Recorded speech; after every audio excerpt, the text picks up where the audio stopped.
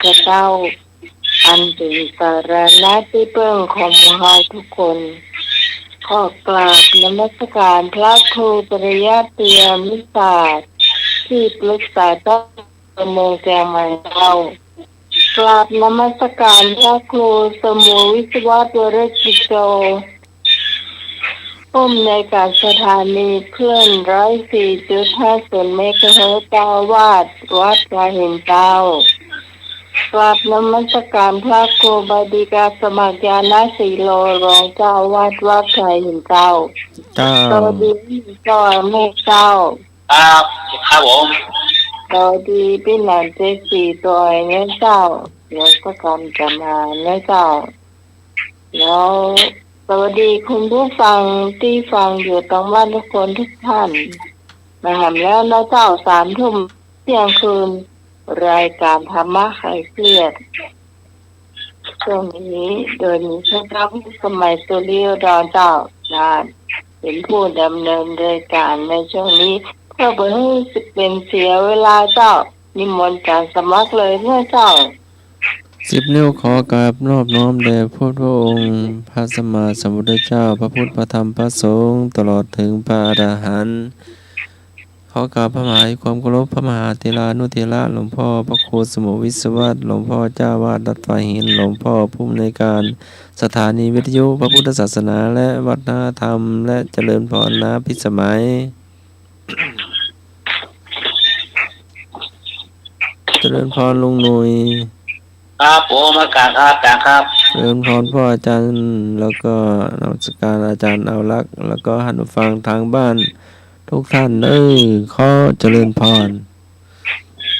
ครับขอกราบนอบน้อมพระเถรานุเถระทุกรูปทุกตนทุกองค์ครับผมครับขอกราบอาสาอาจารย์พระครูสมุวิศวะวรกิจโจครับผมหมอเวลาธรรมะอาเกียรครับผมครับอาสาอาจารย์พระครูบดีกาอาจารย์สมัครครับผมเจริญพรลุงหนุ่ยสวัสดีพี่สมัยสุริโยดอนครับผมนายธรรมะอาเกียรครับสวัสดีกรรมการอาจารย์รักเลยนะครับผมสวัสดีธรรมะใครแค่ทุกท่านทุกคนครับผมครับมีมาปาเอาแล้วทำให้นอนติดครับครับผมเจอเลยครับวันที่3เนาะนั่นแหละครับ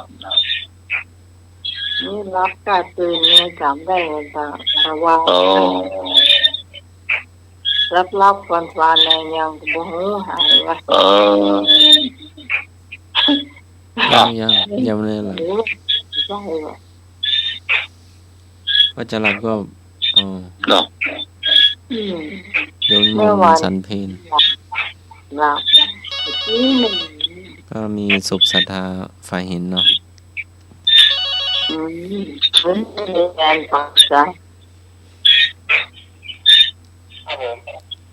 เจ้าครับมาแล้วป้าสังครับนมัสการพระสงฆ์องค์เจ้าทุกองค์แล้วก็สวัสดีครับแทนธรรมะคลายเครียดทุกท่านทุกคนนะครับผมแล้วก็สวัสดีไปยังแม่ศิวติมันทาตัวเลยครับที่ฟังอยู่ทางบ้านครับผมนี่เพลงแนวไหนครับลูกกรุงครับอย่างไรลุงเจ้าลูกกรุงน่ะเจ้าเอาไกลบ้านครับผมของไกลบ้านนอกไกลบ้านนอกของไอ้ญาติครับครับนี่แม่ผมให้ผมได้เป็นลูกใกล้บ้านใครลองครับ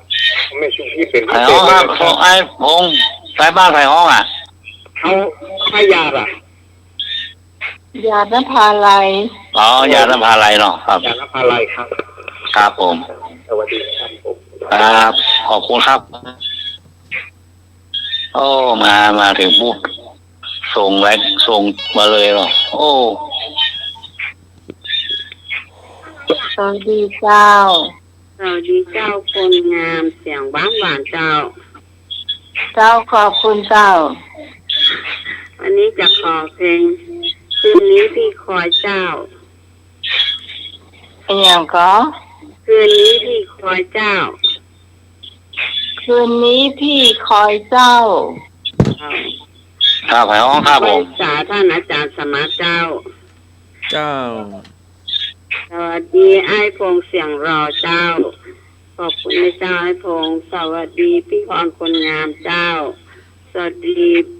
น้องกรกมลเพิ่งหายไวๆนะเจ้าอ๋อไอ้หนุ่ยสุดรอเจ้า ครับครับผมชอบเกินมาเงี้ยเตี้ยไปโจมสักเตี้ย ไอ้ไอ้คนเก่งเจเนอร์เจ้า เพลงนี้ใครห้องเจ้า ไปห้องเพลงเนี่ย โอ้ยจำไม่ได้หรอกไอ้ท่านสมาหาก้อยเจ้า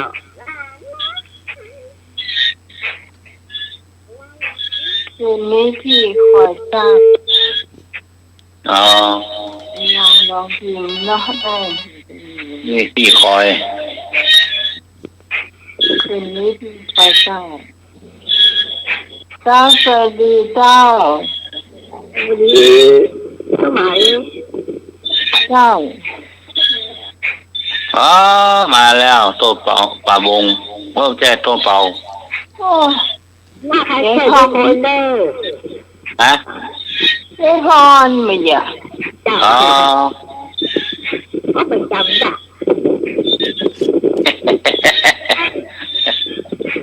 ก็ทราบแล้ว ถ้าไม่ยายพรก็อุ้ยแก้ว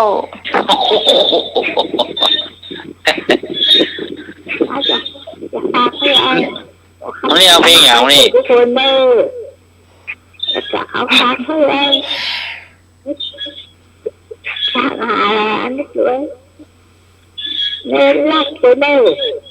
ครับ จ้าที่นานที่สนด้วย เอาเพลงอย่างก็เจ้า ก็คือครูปักสาบาน ฮะ เอาลักเลยเอาลักใจ ครูประชาบาล ครู เอา ครูประชาบาลนี่กัน ครูปักสาบานของยอดลักสลักใจ ลูกพูดแล้วว่าอย่างนั้นกันพอแล้วก็เพราะว่ามันได้หลายเพลงเลยนี่ตามที่เพลงที่ไปห้าที่บางทีจ้าพี่พร ใครเป็นยังจ้า เอาเพลงลูกกรุงเจ้า เพลงลูกกรุงเพลงลูกกรุงตีขอเพลงอยากเทศเด้อ หยาดเพชรเนาะ แล้วก็ตะกี้ใครบ้าใครเป็นอะไรยังจ้าของหาอยู่เลยอ่ะใครเป็น ขอพี่กรอย่าพี่กรเดินแบบสบายทำฝนจ้า ที่คนแบบสบายที่คนหายไปเลยเนอะ จ้าพี่กรฟังอยู่จ้า ที่คนหายไปเลยเป็นอย่างนั้นนะก็ไปหาหมออย่างเงี้ย ไปแล้วเจ้า นั่นนะแล้วก็กินยาหัวพักผ่อนนักๆกินน้ำนักๆกินน้ำอุ่นเนอะน้ำผสมกับมะนาวยิ่งดี โอ้อันนี้ไม่ต้องบอกเพื่อนเลยเพราะว่าบ้านเพื่อนมะนาวเพื่อนเลยเจ้า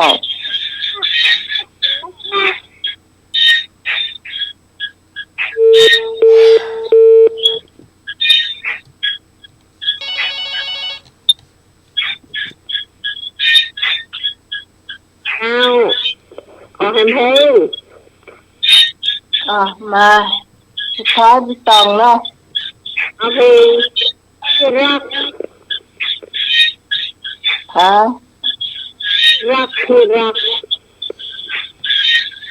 นานแล้วพี่วางเอาวงไม่นายเพลงไอ้กุ้งเจ้า กุ้งกิตติคุณเชิญสงฆ์นะคะ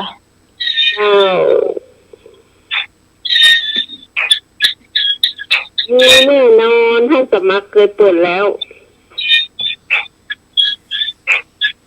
เจ้า ครับ ผม เจ้า ต้องเริ่มเปิดเพลงได้เลยจ้าว่าเพลงละ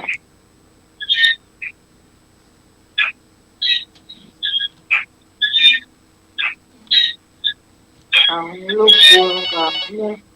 เอาลูกกรุงก่อน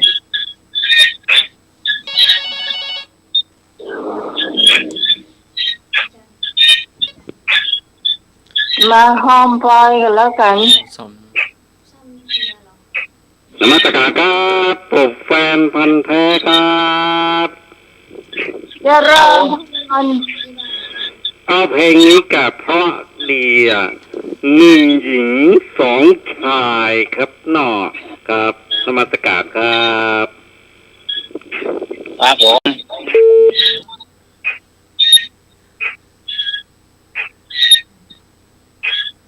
รับนะพรุ่งนี้ไปโรงเรียนแต่ เปิดได้เลยจันสมัครไม่ต้องรอละเวลาไปติ๊กๆกันนะ